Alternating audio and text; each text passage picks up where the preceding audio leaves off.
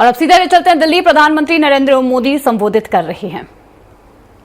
हमें नई प्रेरणा देगा, कोटि कोटि देशवासियों को नई ऊर्जा से भर देगा।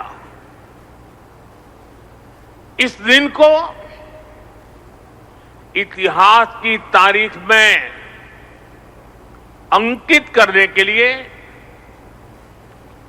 आज वंदे मातरम पर एक विशेष कॉइन और डाक टिकट भी जारी किए गए। मैं देश के लक्षावधि महापुरुषों को, मां भारती के संतानों को वंदे मातरम इस मंत्र के लिए जीवन खपाने के लिए आज श्रद्धापूर्वक नमन करता हूं और देशवासियों को इस अवसर पर बहुत बहुत बधाई देता हूं। मैं सभी देशवासियों को वंदे मातरम के 150 वर्ष पूरे होने पर बहुत बहुत शुभकामनाएं भी देता हूं। साथियों, हर गीत, हर काव्य का अपना एक मूल भाव होता है, उसका अपना एक मूल संदेश होता है। वंदे मातरम का मूल भाव क्या है? वंदे मातरम का मूल भाव है भारत मां भारती, भारत की शाश्वत संकल्पना, वो संकल्पना जिसने मानवता के प्रथम प्रहर से खुद को गढ़ना शुरू कर दिया,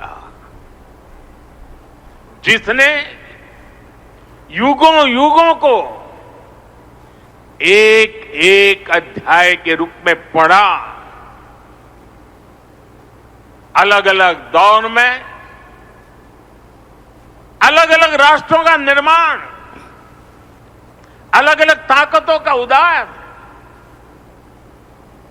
नई नई सभ्यताओं का विकास, शून्य से शिखर तक उनकी यात्रा और शिखर से पुनः शून्य में उनका विलय, बनता बिगड़ता इतिहास, दुनिया का बदलता भूगोल, भारत ने ये सब कुछ देखा है। इंसान की इस अनंत यात्रा से हमने सीखा और समय समय पर नए निष्कर्ष निकाले। हमने उनके आधार पर अपनी सभ्यता के मूल्यों और आदर्शों को तराशा, उसे गढ़ा। हमने हाँ बोल बेटा करण। क्या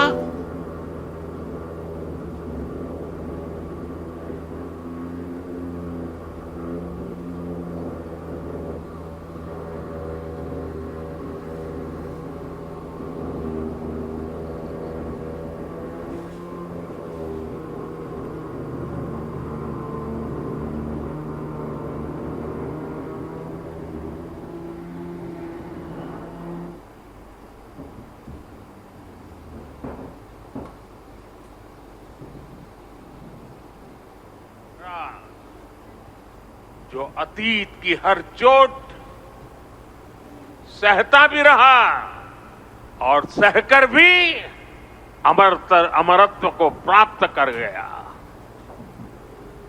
भाइयों बहनों, भारत की ये संकल्पना उसके पीछे की वैचारिक शक्ति है। उठती गिरती दुनिया से अलग अपना स्वतंत्र अस्तित्व बोध, ये उपलब्धि और लयबद्ध, लिपिबद्ध होना, लयबद्ध होना और तब जाकर के हृदय की गहराई से, अनुभवों के निचोड़ से, संवेदनाओं की असीमता को प्राप्त कर करके वंदे मातरम जैसी रचना मिलती है। और इसलिए गुलामी के उस कालखंड में वंदे मातरम इस संकल्प का उद्घोष बन गया था, और वो उद्घोष था भारत की आजादी का। मां भारती के हाथों से गुलामी की बेड़ियां टूटेगी और उसकी संतानें स्वयं अपने भाग्य की भाग्य विधाता बनेगी।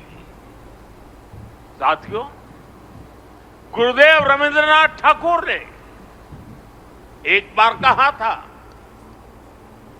बंकिम चंद्र की आनंद मठ केवल उपन्यास नहीं है, ये स्वाधीन भारत का एक स्वप्न है। आप देखिए, आनंद मठ में वंदे मातरम का प्रसंग, वंदे मातरम की एक एक पंक्ति के, बंकिम बाबू के एक एक शब्द के, उसके हर भाव के अपने गहरे निहितार्थ थे, निहितार्थ है। ये गीत गुलामी के कालखंड में रचना तो जरूर हो गई उस समय, लेकिन उसके शब्द कुछ वर्षों की गुलामी के साए में कभी भी कैद नहीं रहे। वो गुलामी की स्मृतियों से आजाद रहे। इसलिए वंदे मातरम हर दौर में, हर कालखंड में प्रासंगिक है। इसने अमरता को प्राप्त किया है। वंदे मातरम की पहली पंक्ति है, सुजलाम सुफलाम मलयज शीतलाम सस्य श्यामलाम मातरम, अर्थात प्रकृति के दिव्य वरदान से सुशोभित हमारी सुजलाम सुफलाम मातृभूमि को नमन। साथियों, यही तो भारत की हजारों साल पुरानी पहचान रही है। यहां की नदियां, यहां के पहाड़, यहां के वन, वृक्ष और यहां की उपजाऊ मिट्टी, ये धरती हमेशा सोना उगलने की ताकत रखती है। सदियों तक दुनिया भारत की समृद्धि की कहानियां सुनती रही थी।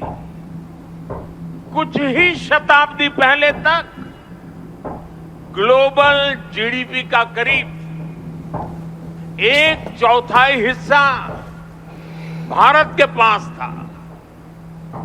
लेकिन भाइयों बहनों, जब बंकिम बाबू ने वंदे मातरम की रचना की थी, तब भारत अपने उस स्वर्णिम दौर से बहुत दूर जा चुका था। विदेशी आक्रमणकारियों ने उनके हमले, लूटपाट, अंग्रेजों की शोषणकारी नीतियां, उस समय हमारा देश गरीबी और भूखमरी के चंगुल में करा रहा था। तब भी बंकिम बाबू ने उस बुरे हालात के स्थितियों में भी चारों तरफ दर्द था, विनाश था, शोक था, सब कुछ डूबता हुआ नजर आ रहा था।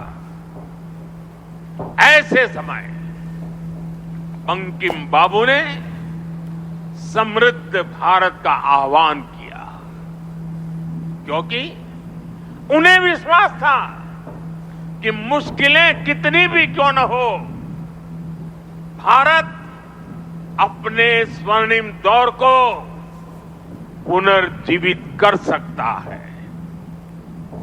और इसलिए उन्होंने आह्वान किया, वंदे मातरम। साथियों, गुलामी के उस कालखंड में भारत को नीचा